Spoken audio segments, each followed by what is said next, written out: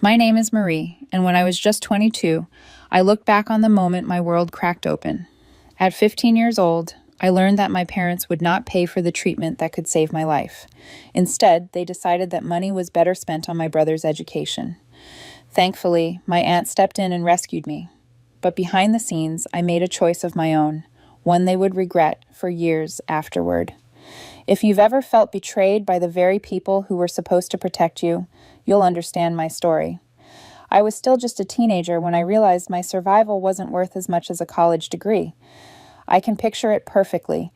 My mom across the kitchen table, her hands neatly folded, as if we were deciding what to cook for dinner, not whether I would live or die. My dad stood behind her, arms crossed, wordless as always. They had just gotten off a call with the insurance company. I already knew the treatment wouldn't be covered. I knew it was going to cost a lot. But I also believed, truly believed, they had savings. Not a fortune, but enough. They had mentioned it more than once. So I asked quietly, "What happens now?" My mom gave me that strangely calm expression she always wore when she was about to deliver bad news. "We've decided not to go ahead with the treatment." For a moment, I didn't even process what she meant. I thought she was saying they wanted to double check with another doctor, or maybe wait for more details. I was puzzled, not afraid. "What are you talking about?" I asked. She sighed, like I was dragging the conversation out unnecessarily. "Honey, we've discussed this. Your dad and I believe that if it's meant to be, God will find a way." I blinked at her, stunned. "What?" Then my dad finally opened his mouth. "We can't pour every cent we have into this. Caleb starts university next year. His tuition, housing, his entire future is already set up. We can't risk throwing all of that away." And for a second, I couldn't even breathe. I wasn't blind. I always knew Caleb was the favorite. He was their pride, their shining sun. He got the brand new clothes, the tutoring, the summer programs. I got what was left behind. But even so, I never believed they would actually let me die. "You're picking college over me?" The words came out so small I barely recognized my own voice. My mom's face twisted, almost offended. "Don't put it like that. This isn't a choice. We're simply leaving it in God's hands." My chest pounded so hard I could hear nothing else. I wanted to scream, to smash a glass, to sob until I couldn't breathe. But I didn't. I just stood, walked to my room, and shut the door. I didn't come out that night. They didn't bother to check on me. That was the instant it became clear. If I wanted to live, I had to figure it out myself. So I opened my laptop and began searching. Can a minor disown their parents for medical neglect? Answer: yes. Would foster care provide health care? Answer: it can. Do kids in juvenile detention still receive medical treatment? And I'm not exaggerating. For a while, I truly considered committing a crime, just serious enough to get me locked up, but not so severe that I'd be stuck forever. I figured jail had to have some kind of medical care, right? Sounds ridiculous now, but at the time I was desperate. I found out I could file for emancipation, but it usually required parental consent or a judge's ruling, which would take time. I didn't have. There were shelters, but they were full or too far, and I didn't want to go to some stranger.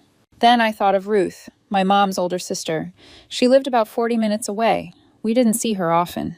My parents used to talk about her like she was some sad little failure. Said she lived in a shoebox apartment and worked part-time tutoring kids who barely passed. They laughed at her for never getting married, for throwing her money away on stray animals and take-out food. But I remembered her being kind. Every time we did see her, she made a point to talk to me. Not just, "Hello, how are you" talk, but real talk. She looked at me like she actually saw me, like she cared. So I didn't reach out, not yet.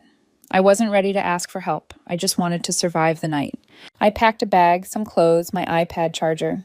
I took the little bit of cash I had hidden in a jar in my closet, maybe $70 total.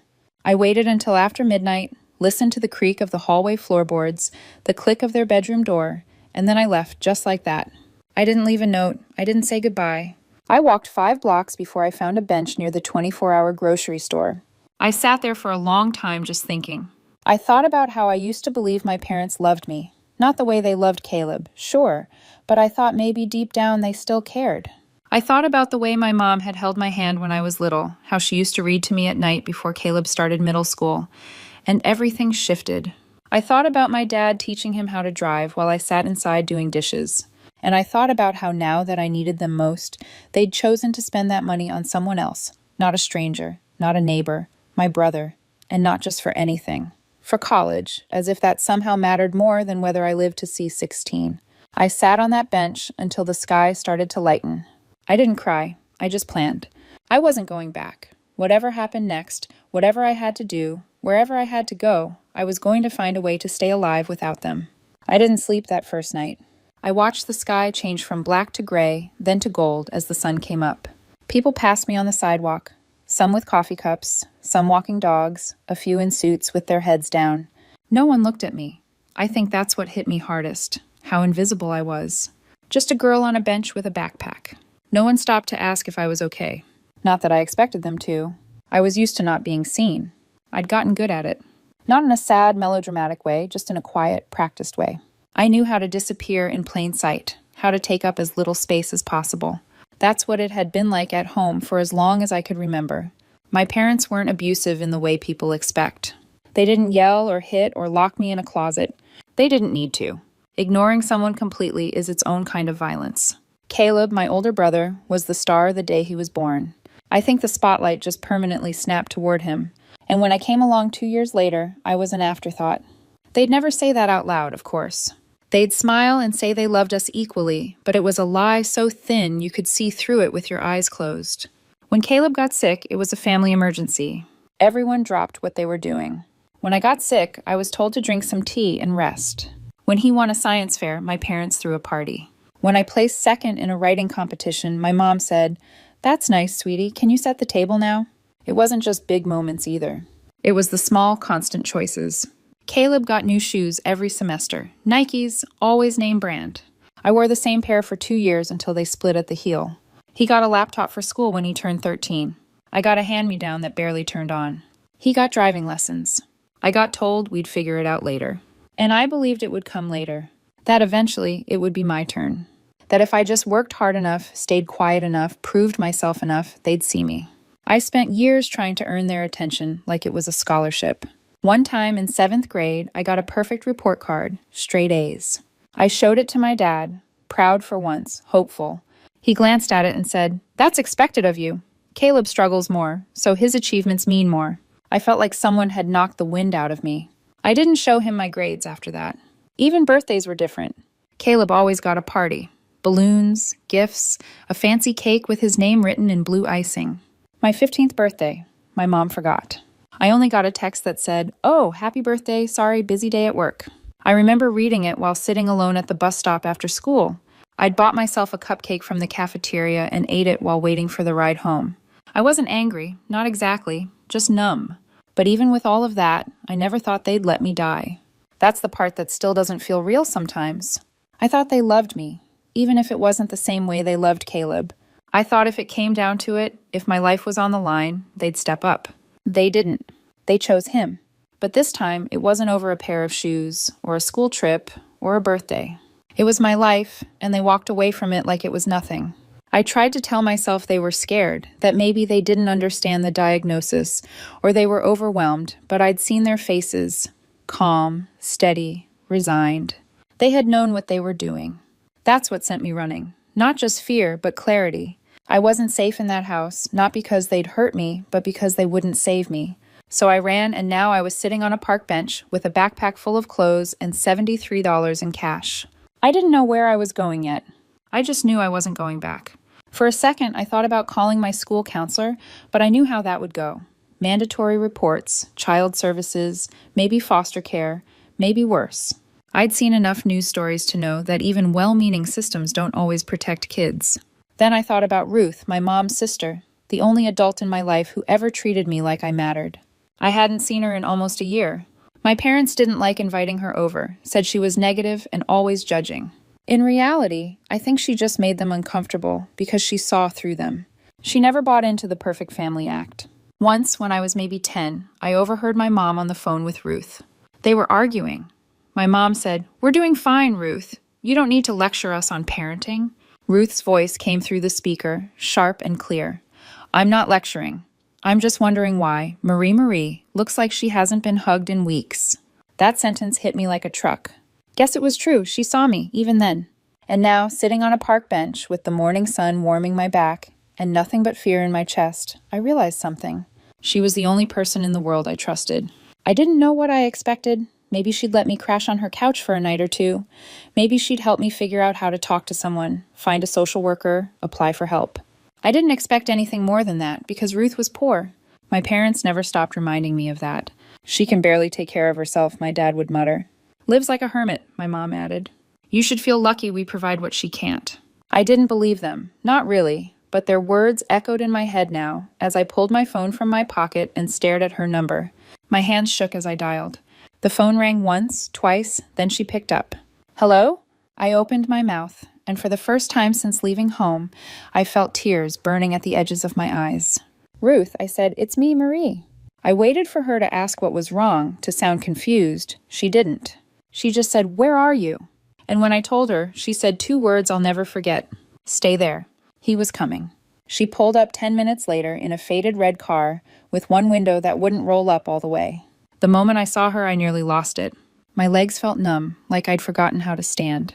I grabbed my bag and moved toward the car before she could even park properly. She got out, eyes scanning me head to toe, like she was checking if I was real. I didn't know what to expect. Shock, questions, maybe even a lecture, but she didn't say anything. Just opened her arms, and I walked into them, like I'd been waiting my whole life to be held. She didn't ask why I was there, didn't ask what happened. She just said, let's get you warm. We drove in silence most of the way. I stared out the window, and she didn't press me. That's what I'd always liked about Ruth. She never forced closeness. She made room for it. Her apartment was small, really small. It was one of those older buildings with creaky floors and windows that rattled when the wind blew, but it smelled like cinnamon and clean laundry. And for the first time in days, I felt something close to safe. I offered to sleep on the floor, that I could just crash for one night. To Max. She didn't even respond to that, just handed me a pair of soft pajamas and said, you're taking the bed. I've got the couch. I didn't argue. I didn't have it in me. That night, I curled up under a warm quilt that smelled like her and let the warmth settle into my bones. For the first time since the diagnosis, I slept. The next morning, I woke up to the sound of eggs cracking in the kitchen. I hadn't heard that sound in a long time. At home, breakfast meant a granola bar and a reminder not to make the counters messy. Ruth handed me a plate without asking if I was hungry. I hadn't realized how starving I was until I started eating. When I was halfway through, she finally asked, are you ready to tell me what happened? I froze. I hadn't planned how to say it. It all still felt unreal, like I'd made it up. I swallowed, put my fork down, and told her everything about the doctor's appointment, about the diagnosis, about how my parents sat me down and said word for word, we can't afford both, about how they wanted to leave it in God's hands. Her face didn't change as I spoke, but I could see the way her grip tightened around her mug, how her shoulders went stiff and sharp. I told her about the research I did that night, how I Googled whether I'd get free treatment if I was a ward of the state, how I thought about getting arrested just to qualify for care, and how when none of that felt right, I packed a bag and left. When I finished, she was quiet for a long time. Then she said, you're not going back there. It wasn't a question. I looked at her unsure. But your apartment, there's barely room. I know you don't have. She cut me off. Don't worry about what I don't have. Worry about staying alive. We'll figure the rest out. I didn't cry, but something cracked in me that morning. Something I didn't know I'd been holding up all this time. Because she didn't say, let's think about it. She didn't say, I'll call them. She didn't say, let me see what I can do. She said, you're not going back, like it was already decided, like she'd known it from the moment she picked up the phone. That afternoon, she started making calls. She got a list of doctors, clinics, specialists. She asked about payment plans, told them the situation straight. She's 15, her parents aren't paying, I'll cover what I can. When one place quoted a number that made me feel sick, she didn't flinch. She just nodded and said, okay, thank you. Then she started making other calls. I overheard her talking to a friend, asking if they knew anyone who might want to sublet a room, or split an apartment, or even buy a small condo. The next day, I watched her take a folder out of a drawer and flip through paperwork. Deeds, retirement accounts, bonds. She sat with a calculator, silent, making lists. I tried to stop her. Ruth, you don't have to do this, I said. This isn't your responsibility. She looked up at me. Your family, my parents, are nothing to me anymore. She finished. Her voice was calm, steady. You are. That's all that matters. By the end of the week, she'd put her condo on the market. It was a tiny place, but it was hers, paid off, cozy, full of books and memories, and chipped mugs she refused to throw away. And she was selling it for me. She never made a big speech, never said, "Look what I'm giving up." Never cried or asked for anything in return, just said, "The sooner we get you treatment, the better." That's when I broke. I didn't sob. It wasn't messy. I just sat on the couch and let a single tear slide down my cheek and said, "I didn't think anyone would do this for me." She came and sat beside me, didn't say anything, just took my hand. That night, I lay in her bed staring at the ceiling, thinking about how differently things could have gone. If I'd stayed home, if I'd waited, if I hadn't called her. I thought about what my parents would say if they knew where I was, what they'd do if they realized someone else had stepped in where they wouldn't. And I thought for the first time about how much power they'd given up when they made their choice. They'd written me off, but I was still here, and thanks to Ruth, I was going to stay here, alive, healing, watching. They didn't know it yet, but their decision was going to come back to them soon. I would do something that would change everything. The first few weeks after my treatment ended were the hardest. People think recovery is this glorious upward climb, like the worst is over and everything just gets better, but it's not. It's messy and slow. It's full of side effects and strange pain and long stretches of feeling stuck between getting better and still being broken. Ruth didn't rush me. She cooked, cleaned, handled the bills, sat with me in silence when I didn't feel like talking, and listened without interruption when I did. She treated my healing like it was the most important project in the world, and somehow, little by little, I came back. My body stopped shaking when I stood too long. I could keep food down. I started walking further each day, talking more, sleeping more than an hour at a time. I still had nothing to give her, not then, but I promised myself that when the time came, she would never want for anything again. And even as I worked on getting stronger, I felt something else building inside me. Not anger, not hate, just this cold, steady knowledge that I couldn't let what they did disappear into silence. They tried to erase me. They'd written me off like a bad investment. And yet I was still here, breathing, healing, watching.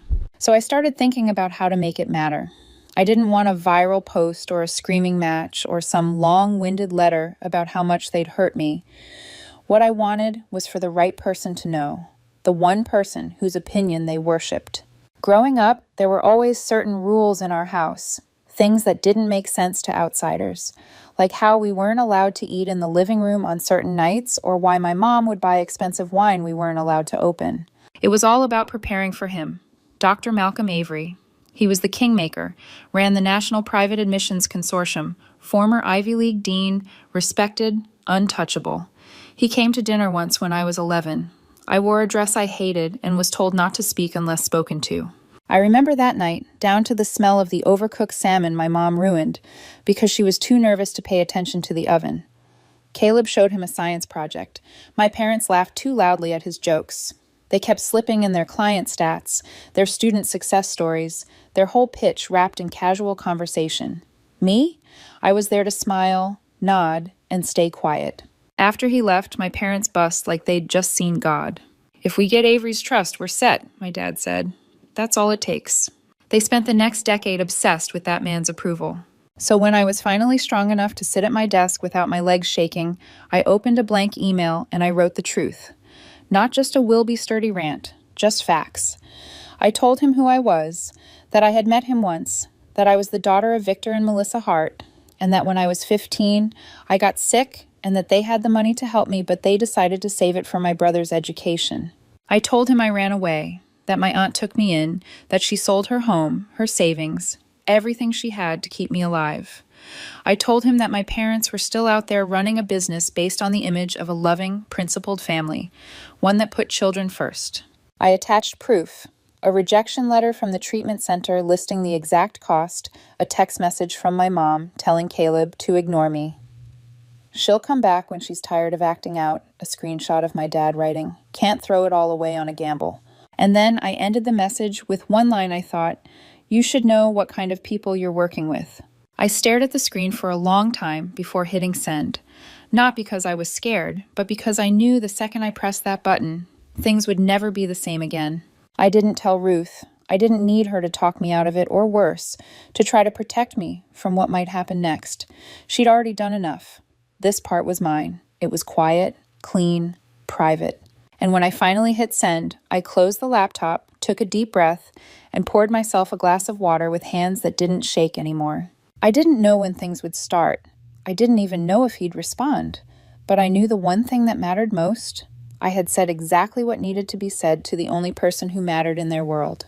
I didn't need to scream. I just had to whisper in the right ear. I didn't hear back from Dr. Avery. I didn't expect to. But a few weeks after I sent the message, I noticed something strange. The badge on my parents' website, the one from the consortium, was gone. It had always been front and center. They used to brag about it constantly, endorsed by Avery. They'd say he only works with the best. Now it was just missing. I checked the consortium's directory. Their name had been quietly removed. No announcement, no drama, just one clean cut. And then it began. At first, it was little things. Their business page, which used to be full of 5-star reviews and glowing testimonials, started losing traction. A few reviews disappeared entirely. One school they were closely partnered with dropped them from a speaking panel without explanation.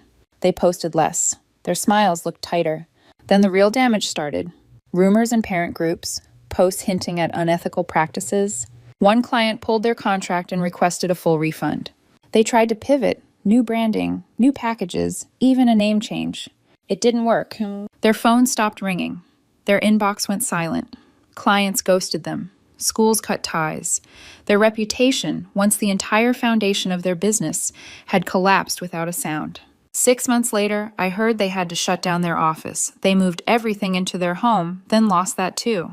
I found out through a post on a local forum. Someone asking if anyone knew a cheap real estate agent because a couple in education consulting just defaulted. The address matched.